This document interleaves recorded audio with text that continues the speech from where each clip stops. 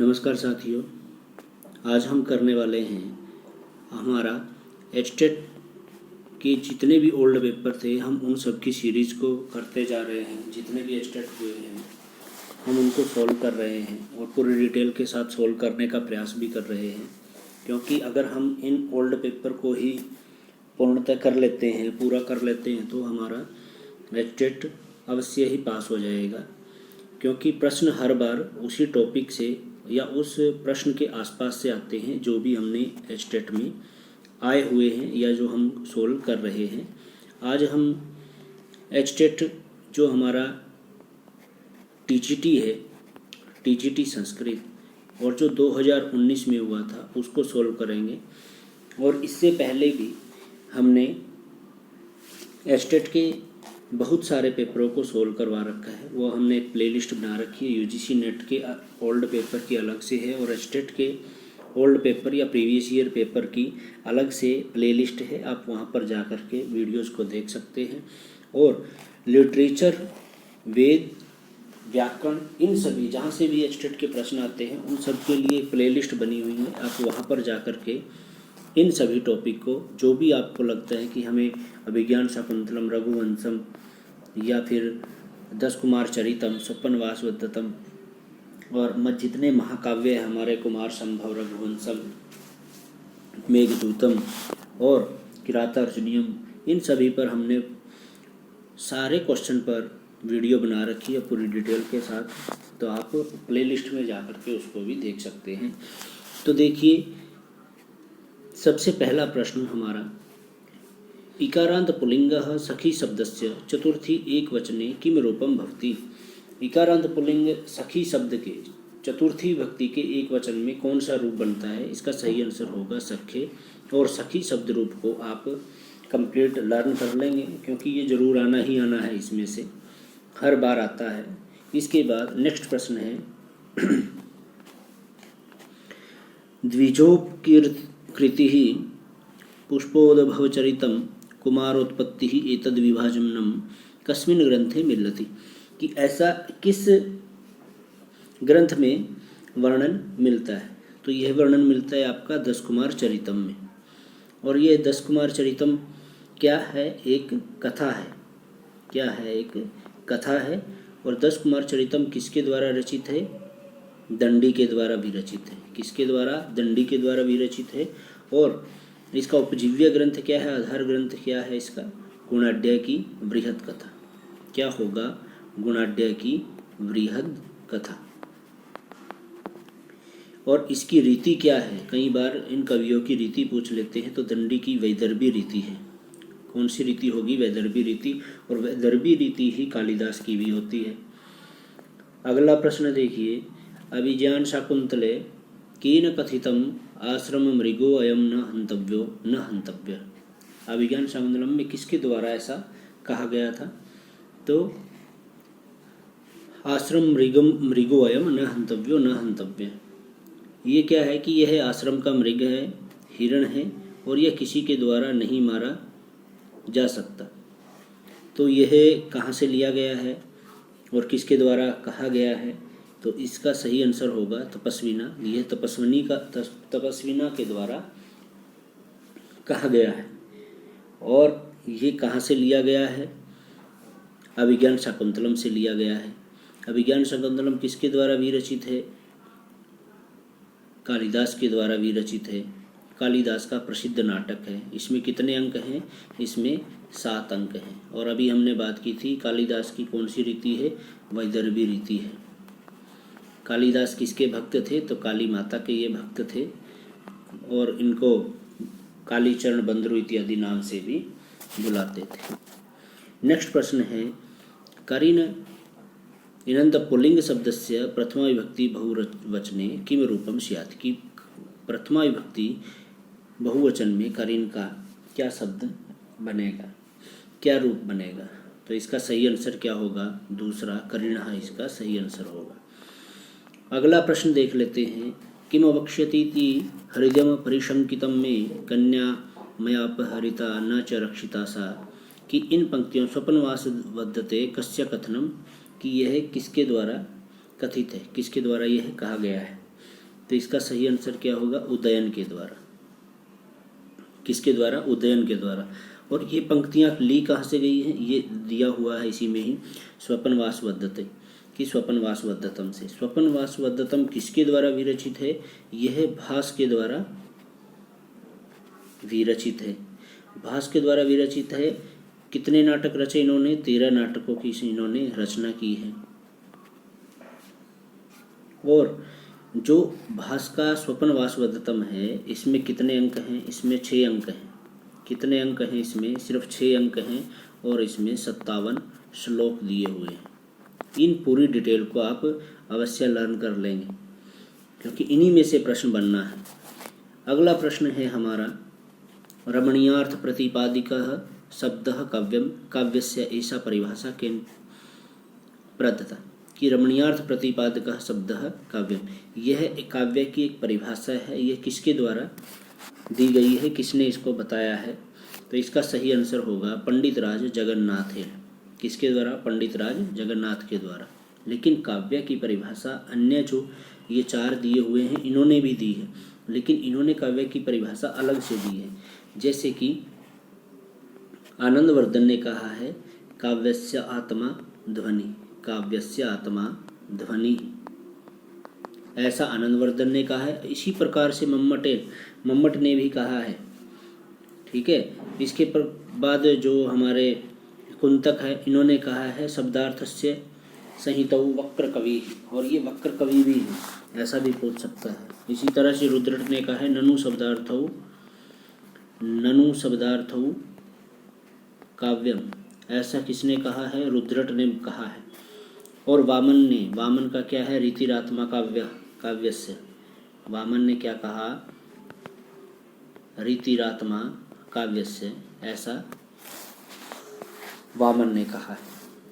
इसके पश्चात नेक्स्ट प्रश्न है, एषु कः विकल्पः सुमेलितः नास्ति, सुमेलित नहीं है कि सही नहीं है, ऐसा आपने छांटना। प्रश्न को अच्छी तरह से जरूर पढ़ें तभी आप आंसर दे पाएंगे। इन्होंने कहा सुमेलित नहीं है, मतलब कि गलत बताना है। तो देखिए, सह किम सखा साधु न शास्ति यो अधिपः, अधिपम किरातार्जुनीयम से लिया गया है। ज्ञाता स्वादो विवर्त जंगनानाम को विहातुम समर्थः मेघधूतम का है, ये भी ठीक है। स्ववीर्य गुप्ता ही मनोह प्रसूति अभिज्ञान शाकुंतलम, ये आपका सही आंसर होगा क्योंकि यही गलत दिया हुआ है। तो 97 का तीसरा सही होगा। इसके बाद नेक्स्ट प्रश्न है, ज्ञातिभ्यो द्रविणम दत्वा कन्यायै चैव शक्तितः, इन्होंने क्या कहा कि द्रविणम दत्वा, जो द्रव दे करके, पैसे दे करके, कन्यायै चैव शक्तितः, कन्या से विवाह करते हैं। कस्य विवाह लक्षण में तत्, यह किस विवाह का लक्षण है? तो ये किस विवाह का लक्षण होगा? इसका सही आंसर है आपका आसुर विवाह से, आसुर विवाह इसको हम कहते हैं। इसके पश्चात है नास्तो विद्यते भावो न अभाव विद्यते सतः, यह पंक्ति, ऐसा पंक्ति कस्मिन् ग्रंथे आयाति, यह पंक्ति किस ग्रंथ में आती है? तो इसका सही आंसर क्या होगा? इसका सही आंसर, यह पंक्ति देखिए आपके महाभारत में भी आती है और श्रीमद् भगवद गीता में भी आती है। ये दोनों इसके सही आंसर होने चाहिए, दूसरा भी और चौथा भी, क्योंकि भगवद गीता में भी है और भगवद गीता कहाँ से ली गई है? महाभारत से ली गई है, तो महाभारत आना चाहिए। लेकिन सुप्रसिद्ध आपका श्रीमद् भगवद गीता एक धार्मिक ग्रंथ भी है, तो श्रीमद् भगवद गीता भी हो सकता है, लेकिन यहाँ पर इसका आंसर माना जाएगा श्रीमद् भगवद गीता। अगर ये ना दे रखा हो तो महाभारत आएगा। इसके पश्चात है विप्रायगाम ददाति इत्यस्मिन् वाक्ये विप्र शब्दे चतुर्थी विभक्ति केन सूत्रेण, चतुर्थी विभक्ति केन सूत्रेण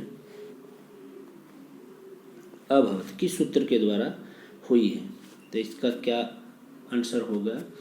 इसका आंसर होगा आपका चतुर्थी संप्रदान है। संप्रदान में कौन सी विभक्ति होगी? चतुर्थी विभक्ति होगी। नेक्स्ट प्रश्न देखिए, अगला प्रश्न है, संचारिणी दीपशखेव रात्रौ यम यम व्यतीयाय पतिम वरासा युक्त रचना वर्तते, इसका सही आंसर क्या होगा? इसका सही आंसर होगा रघुवंशम। रघुवंशम एक महाकाव्य है जिसमें 31 राजाओं का वर्णन मिलता है। रघुवंशम कालिदास के द्वारा विरचित है। और कुमार संभवम, इसमें कितने सर्ग हैं? इसमें 19 सर्ग हैं। कितने सर्ग हैं? इसमें 19 सर्ग हैं। अगला प्रश्न है, चोरभयम पदस्य समास विग्रह भविष्यति। चोरभयम पद का समास विग्रह होगा। चोरभयम शब्द का समास विग्रह होगा चोरभयम। चोर से भय, तो सही आंसर इसका क्या होगा? चोरभयम, चोरात भयम, चोरात भयम, ये इसका सही आंसर होगा दूसरा। तीसरा है, नरेश माता के लिए अच्छा है। वाक्य से शब्द अनुवादम स्यात्। इसका सही शब्द अनुवाद होगा, वो आपने बताना है। नरेशः मातृ साधु, इसका पहला ही आंसर सही है। नेक्स्ट प्रश्न देखिए, चित्तम व्यापनोति यह क्षिप्रम शुष्केन्धन विवानलः कस्य काव्यगुणस्य लक्षणमेतत्। कि इसमें किस काव्य का यह लक्षण है? तो इसका भी सही आंसर आपका क्या होगा? प्रसाद गुणस्य, पहला इसका सही आंसर होगा। अछोद सरोवरस्य वर्णनम कस्मिन् ग्रंथे प्राप्यते। कि अछोद सरोवर का वर्णन किस में मिलता है? इसका सही आंसर आपका होगा कादम्बर्याम, कादम्बरी में। और कादम्बरी किसके द्वारा विरचित है? कादम्बरी आपकी बाण भट्ट के द्वारा विरचित है। और बाण भट्ट को कौन सी उपाधि दी गई है? तुरंग बाण। कौन सी उपाधि दी गई है? तुरंग बाण इनको उपाधि दी गई है। इसके बाद नेक्स्ट प्रश्न है, सुरेश ने रमेश से 100 रुपये का कर्ज लिया। कर्ज लिया शब्द अनुवाद, इसका आपको अनुवाद बताना है। तो देखिए, सुरेशः सुरेश, रमेशाय शतम धारयति, इसका पहला आंसर ही सही होगा, पहला ऑप्शन इसका सही होगा। इसके पश्चात है, मोक्षे इच्छा अस्ति इत्यत्र कः आधारः प्रयुक्तः। मोक्ष इच्छा अस्ति, वेरी वेरी इंपॉर्टेंट प्रश्न है। हर बार इसमें से एक प्रश्न जरूर आता है। क्या इत्यत्र कः आधारः प्रयुक्तः है? आधारवादी करने में सप्तमी विभक्ति का प्रयोग किया जाता है। कौन सी विभक्ति का प्रयोग होगा? आपकी सप्तमी विभक्ति का प्रयोग होगा। इसमें 3 आधार होते हैं। मोक्ष इच्छास्ति है, तो इसका सही आंसर क्या होगा? आपका वैश्विक होगा। ठीक है। और औपश्लेषिक आधार होता है, एक अभिव्यापक आधार भी होता है। अभिव्यापक आधार का आपका उदाहरण है कटे आस्ते। ठीक है। इसके पश्चात नेक्स्ट प्रश्न है, धान्यार्थः, इसका समासस्य नाम निर्देशन्तु, समास का नाम निर्देशित करना है। धान्यार्थः, तो इसका बन जाएगा आपका समास विग्रह धान्येन अर्थः। धान्येन में आपकी तृतीय विभक्ति आई है, तो इसका सही आंसर अब क्या हो जाएगा? पहला, तृतीया तत्पुरुष। ठीक है। धन्यटा, धन्येन अर्थः और धन्यटा अर्थसु, इसका विग्रह हो जाएगा। इसके पश्चात नेक्स्ट प्रश्न है 109वां, पाशुपतस्त्र प्राप्ति ही वर्णनम कस्मिन् ग्रंथे वर्तते। पाशुपतस्त्र की प्राप्ति का वर्णन किस ग्रंथ में मिलता है? इसका सही आंसर होगा आपका किरातार्जुनीय। किरातार्जुनीयम में होगा। किरातार्जुनीयम किसके द्वारा विरचित है? भारवी के द्वारा विरचित है। किरातार्जुनीयम में कितने सर्ग हैं? इसमें 18 सर्ग हैं। किरातार्जुनीयम में कितने सर्ग हैं? 18 सर्ग। किसके द्वारा विरचित है? भारवी के द्वारा। और किरातार्जुनीयम में एक महाकाव्य है। क्या है? महाकाव्य है। और किरातार्जुनीयम में पाशुपतस्त्र की प्राप्ति का वर्णन है। इसमें अर्जुन पाशुपतस्त्र की प्राप्ति के लिए हिमालय पर्वत पर तपस्या करने के लिए जाते हैं। स्वपनवासवदत्तम नाटके उपन्यासस्य वीणायाम नाम किमासीत्। स्वपनवासवदत्तम, इससे रिलेटेड प्रश्न पहले भी आया है। और स्वपनवासवदत्तम किसके द्वारा विरचित है? भास के द्वारा विरचित है। दोबारा से बात कर लेते हैं, कितने नाटकों की इन्होंने रचना की है?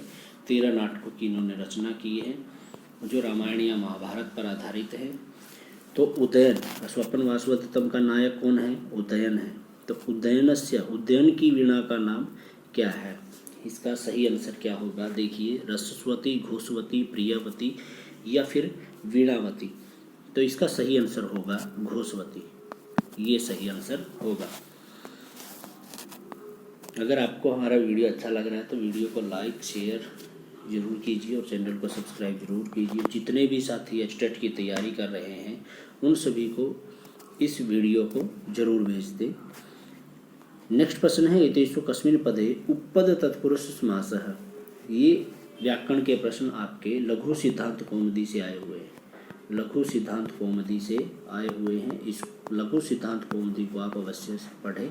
इसमें हमारे जो कारक समास संधि या प्रत्यय दिए हुए हैं उनको आप पूरी डिटेल से लघु सिद्धांत कौमुदी से जरूर करें। देखिए उपपद तत्पुरुष समासः ये किस पद में है? प्राचार्यः, कुंभकारः, अब्राह्मणः या घनश्यामः। तो इसका सही आंसर क्या होगा? इसका सही आंसर होगा कुंभकारः। कुंभकारः में आपका उपपद तत्पुरुष समास होगा। इसके बाद है प्राप्तोदकः समासिक पदस्य विग्रह वाक्य पूर्व पदम कस्यां विभक्तौ भविष्यति। तो इसका सही आंसर क्या होगा? इसका सही आंसर होगा, इसमें कौन सी विभक्ति होगी? प्रथमा विभक्ति। विभक्ति की बात की थी तो कौन सी विभक्ति होगी? प्रथमा विभक्ति। नेक्स्ट प्रश्न है मेघदूतस्य रचना कस्मिन् छंदसि वर्तते। वेरी वेरी इंपॉर्टेंट प्रश्न, और इससे संबंधित जितने भी प्रश्न आपको बता रहे हैं उनको अवश्य कीजिएगा। देखिए मेघदूत किसकी कौन सा छंद है? इसमें मंदाक्रांता छंद है। सबसे पहला ही आंसर इसका सही है, इसमें मंदाक्रांता छंद है। अब बात करें मेघदूतम की। मेघदूत किसके द्वारा विरचित है? यह कालिदास के द्वारा विरचित है। ठीक है, और कालिदास के द्वारा यह विरचित है। मेघदूत में पूर्व मेघ और उत्तर मेघ, इस तरह से ये दो भागों में बांटी हुई है। मंदाक्रांता छंद की बात करें तो इसमें कितने वर्ण हैं? मंदाक्रांता छंद में वर्ण होंगे आपके 17 वर्ण। कितने वर्ण होंगे? 17 वर्ण। अगर हम मंदाक्रांता छंद के लक्षण की बात करें तो मंदाक्रांता छंद का लक्षण होगा मंदाक्रांता जलधि, जलधि रस नघैरव। ये आपका मंदाक्रांता छंद का लक्षण होगा। नेक्स्ट प्रश्न देखिए विशेषेण सह देवस्य योजयन्तु। इनको आपको मिलान करनी है और फिर नीचे 4 ऑप्शन दिए हुए हैं। इन चारों में से आपको आंसर छांटना है। पहले इसको मिलान कीजिए, फिर इन 4 में से इसका आंसर होगा। इस तरीके के भी प्रश्न आते हैं। तो देखिए उरुगाय, सबसे पहले हम मिलान कर लेते हैं उरुगाय की विष्णु के साथ। उसके पश्चात सहस्रक्षः पुरुषः,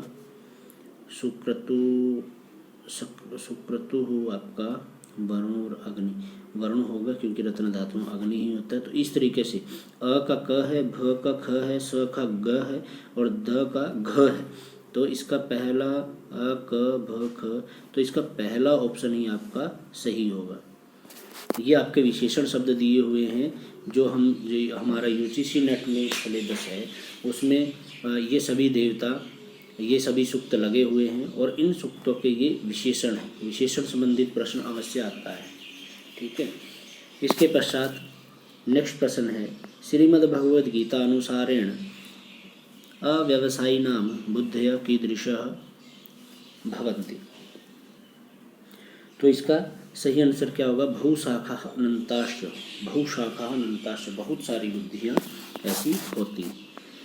अगला प्रश्न देखिए। नेक्स्ट प्रश्न आपका सताम ही संदेह पदेषु वस्तुषु प्रमाणमन्तः कर्ण प्रवृत्त्यः अस्याः सुक्तेः प्रवक्ता कः अस्ति। इस सुक्ति का प्रवक्ता कौन है? तो इसका सही आंसर होगा आपका दुष्यंत। सेकंड इसका आंसर होगा। वागादि वै कृते चेतो विकास डैश इष्यते। तो इसमें रिक्त स्थान की पूर्ति करनी है उचितम विकल्प विषयात, उचित विकल्प के साथ। तो इसका सही आंसर आपका होगा हासः। नेक्स्ट प्रश्न देखिए रीतिषु असंगतम चिन्वन्तु। इसमें से आपको क्या करना है? असंगत चिन्वन्तु, मतलब असंगत मीन्स आपको गलत छांटना है। ठीक है, वही ये पहले आप इसको देखोगे आत्मनः द्वितीय व्यक्ति बहुवचन का है या नहीं है। आपने ये नहीं करना कि है तो उसी पे टिक लगा दिया, नहीं, पहले प्रश्न को ध्यान से हमने पढ़ा। तो असंगतम, इसमें आपको असंगत बताना है, गलत बताना है। तो इसका सही आंसर क्या होगा? इसका सही आंसर होगा भगवते सप्तमी विभक्ति एक वचन, थर्ड इसका सही आंसर होगा। नेक्स्ट प्रश्न है लता कुंज गुंजन मद वदल वदली पुंजम चपलयन समालिनंग ध्रुतमतरणंग प्रभलयन। तो इसका आपको बताना है कि किस रीति में है, ये किस रीति में होगा? वैदर्भी रीति में होगा। ये 119 का आपका पहला ऑप्शन सही होगा। नेक्स्ट है आपका क्वेश्चन नंबर 120वां प्रश्न देखिए। कुमार संभवे कतमे सर्गे शिवपुत्र कार्तिकेयस्य कार्तिकेय के बाल लीला वर्णन को बताना है। कुमार संभव के कौन से सर्ग में है? कुमार संभव के कौन से सर्ग में है? तो इसका आपका आएगा पहला एकादशे 11वें में इसका वर्णन मिलता है। वैसे कुमार संभव में टोटल कितने सर्ग हैं? इसमें 17 सर्ग हैं। और कुमार संभव के ऊपर हमने पूर्णतः कंप्लीट कुमार संभव के ऊपर वीडियो बना रखा है। प्ले लिस्ट में जाकर के आप उस वीडियो को देखिए, आपके अन्य डाउट भी क्लियर हो जाएंगे और आपके बहुत सारे क्वेश्चन भी लर्न हो जाएंगे। अगला प्रश्न है असंगतम विकल्पम चिन्होत। असंगत देखिए पढ़ना पड़ेगा। पहले सही पूछते थे हम, सही पर देख लेते थे कि पहला सही है दूसरा सही है, लेकिन अब गलत की बात हो रही है। पहले सही छांटेंगे फिर हमें गलत का पता चलेगा, या फिर आपको चारों ऑप्शन जरूर पढ़ने पड़ेंगे। तो इसका सही आंसर क्या होगा? इसका सही आंसर होगा आपका फर्स्ट। ठीक है, इसके बाद है नेक्स्ट त्वयि दृष्टि कुरंगाक्षः संस्कृते मदनव्यथा। यह श्लोके अस्मिन् को अलंकार है, इसमें आपका कौन सा अलंकार है? तो इसका सही आंसर आपका होगा चौथा दृष्टांतः, इसका सही आंसर होगा। नेक्स्ट प्रश्न देखिए नेदम नवोमंडलम अंबुराशि निताश्च तारा नवफेन भंगा। इसमें क्या कहा कि यह आकाश है अंबुराशि तारामंडल, यह आकाश है समुद्र नहीं है। निताश तारा नवफेन भंगा, यह तारामंडल नहीं फेन के गुण हैं। और न अयम शशि ही, यह चंद्रमंडल नहीं है बल्कि कुंडलितः कुंडली लगाए हुए या कुंडलाकार में बैठे हुए फणींद्रो बैठे हुए शेष जी हैं। और न असौ कलंकः सही तो मुरारी। और जो चंद्रमा में आपको एक धब्बा दिखाई देता है, चंद्रबिंब में ये धब्बे नहीं हैं। ये कौन है? ये सोए हुए विष्णु ही हैं। तो ये कस्य अलंकार से उदाहरण, किस अलंकार का उदाहरण है? सबसे पहले तो इसमें स्तुति की गई है विष्णु देवता की।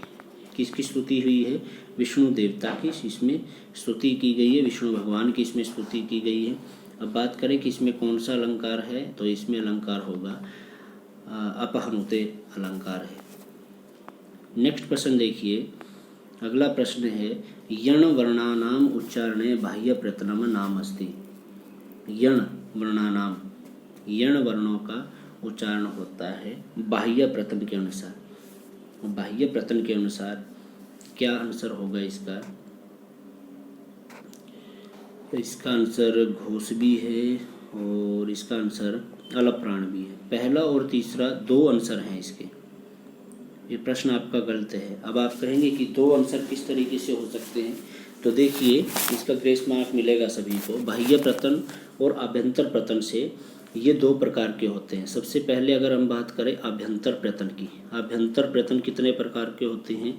इसमें से आंसर जरूर क्वेश्चन जरूर आता है। आभ्यंतर प्रत्यय 5 प्रकार का है। सपृष्ठ है सबसे पहला, सपृष्ठ। दूसरा आपका ईषत् सपृष्ठ, ईषत् सपृष्ठ। तीसरा है आपका विवृत, विवृत। इसके पश्चात है ईषत् विवृत। और चौथा है आपका संवृत। पांचवा क्या है? संवृत है। ये आभ्यंतर प्रत्यय है। कितने प्रकार का है? 5 प्रकार का। अब हम बात कर लेते हैं बाह्य प्रत्यय की। ये बाह्य प्रत्यय आपका दूसरा है इसी में, बाह्य प्रत्यय। बाह्य प्रत्यय कितने प्रकार का है? ये 11 प्रकार का है। पहला क्या है? विवार, विवार, श्वास, अघोष, घोष, अलप्राण, महाप्राण और आपका उदात्त, अनुदात्त, स्वरित, इस तरह से ये 11 प्रकार का होता है। अब बात करें हम, इसमें दो आंसर आए हैं, कौन कौन से? अलप्राण और घोष। अब अलप्राण में क्या होगा आपके, जिनमें कम वायु की जरूरत पड़ती है, पहला वर्ण होता है वर्ग का, पांचवा वर्ण होता है और यण होते हैं। घोष, घोष में क्या होगा आपका, घोष में आपका आएगा तीसरा वर्ण, चौथा वर्ण, पांचवा वर्ण वर्ग के और आपके अंतस्थ। ठीक है, कौन से आएंगे? अंतस्थ। जो यण हैं वही आपके अंतस्थ होते हैं, मतलब यण इसमें भी आएंगे। तो देखिए अब घोष भी आ गया और अलप्राण भी आ गया, तो ये दोनों इसके आंसर हो सकते हैं, या दोनों में से कोई एक होगा, लेकिन यह आपका ग्रेस मार्क रहेगा। चारुदत्तः कस्याः कृते नायकः वर्तते।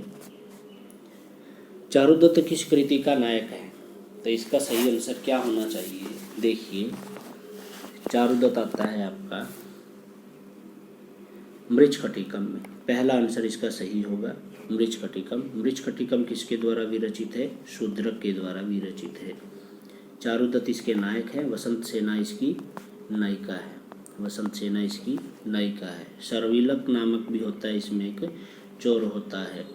और मृच्छकटिकम नाम क्यों पड़ा? ये एक मिट्टी की गाड़ी है, उसकी घटना के अनुसार इसका नामकरण हुआ। ठीक है, और मृच्छकटिकम में कितने अंक हैं? मृच्छकटिकम में आपके 10 अंक हैं। इसके पश्चात नेक्स्ट प्रश्न है, लब्धा अपि दुखेन पाल्यते न परिचयम रक्षति न अभिजनमीक्षते कस्य ग्रंथस्य पंक्तयः सन्ति। यह किस ग्रंथ की पंक्ति है? तो इसका सही आंसर होगा आपका दूसरा, शुकनासोपदेशस्य। ठीक है, लब्ध अभी दुखेन पाल्यते न परिचयम रक्षति न अभिजनमीक्षते। इसका मतलब ये आपका लक्ष्मी के बारे में बताया गया है। इसमें कहा गया कि लक्ष्मी प्राप्त करना तो कठिन है और उसको रोकना मुश्किल है, लक्ष्मी को अपने पास रोक पाना मुश्किल है। अगर जो इसको नहीं रोक पाते तो वह क्या होता है, सगे संबंधी और अमीर गरीब यह किसी को नहीं देखती है, वो ये लक्ष्मी वहाँ से चली जाती है। इसके पश्चात नेक्स्ट प्रश्न देखिए, असंगतम विकल्पम निर्दिशन्तु। क्वेश्चन नंबर 127, क्री धातु का विधिलिंग लकार मध्यम पुरुष एकवचन कुरियः, या धातु लोटलकार मध्यम पुरुष, आपका दूसरा आंसर इसका सही होगा। प्रश्न नंबर 128 है, अस्मद शब्द संदर्भे अनुचितम विकल्पम वर्तते। अस्मद शब्द है आपका, अस्मद और युष्मत दोनों शब्द रूप को और एक तत्शब्द रूप है, इन तीनों शब्द रूप को अच्छी तरह से जरूर कीजिएगा, इनमें से प्रश्न आने की पूरी संभावना रहती है। तो इसका सही आंसर होगा तीसरा आपका, मम षष्ठी विभक्ति एक वचन। अब मम तो आता है, लेकिन इसमें क्या है आपका हलंत लगा हुआ है, बिना हलंत वाला मम आना चाहिए, ये इस तरह से आएगा वो सही होगा। इसमें हलंत लगा हुआ है तो यह क्या है, असंगत है। कह कवि स्वकाव्यस्य कृते श्रृंगार अमृतशीतगुः विशेषणम प्रददाति। इसका सही आंसर क्या होगा, पहला ही श्रीहर्षः। महीयांसः प्रकृत्या मितभाषिणः सुक्तिरेषा कस्मिन् महाकाव्ये प्राप्यते। यह जो सुक्ति दी हुई है महीयांसः प्रकृत्या मितभाषिणः, ये कहाँ से कहाँ पर प्राप्त होती है या किस महाकाव्य में ये है? तो इसका सही आंसर होगा आपका शिशुपाल वध। ठीक है, शिशुपाल वध, शिशुपाल वध में। इसके पश्चात है, ईशु किम सुमेलितम नास्ति। इनमें से कौन सा सही नहीं है? अपचम, दूसरा क्वेश्चन इसका, दूसरा ऑप्शन इसका सही होगा। नेक्स्ट प्रश्न देखिए, एकात पत्रम जगतः प्रभुत्वम नवम वयः कांतिमिदं वपुश्च कस्य छंदसा उदाहरणम एतत् पद। कि इसमें यह किस छंद में है? तो इसका सही आंसर आपका क्या होगा, दूसरा